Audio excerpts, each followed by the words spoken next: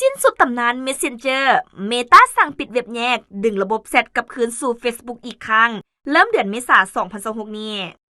Meta แพลตฟอร์มประกาศปรับโครงสร้างการบริการครั้งใหญ่โดยเกี่ยมยุติเว็บไซต์ Messenger และแอป Messenger ทั้งคอมพิวเตอร์ทั้งหมดเพื่อรวมศูนย์การรับส่งข้อความกลับคืนสู่หน้า Facebook หลักโดยจะเริ่มเดือนเมษายน 2026 เป็นต้นไป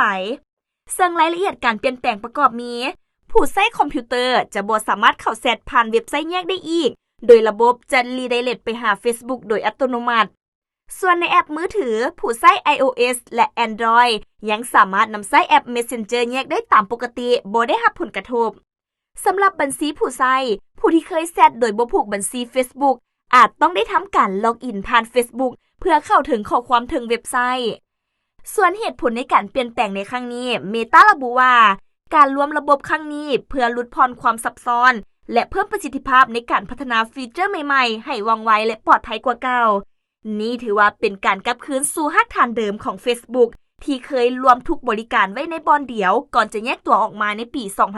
2015 การเคลื่อนไหวดังกล่าวถูกเบิ่งว่าเป็นยุทธศาสตร์การจัดระเบียบแพลตฟอร์มใหม่เพื่อสร้างประสบการณ์การนำใช้ที่เรียบง่ายและเป็นเอกภาพหลายขึ้นในอนาคต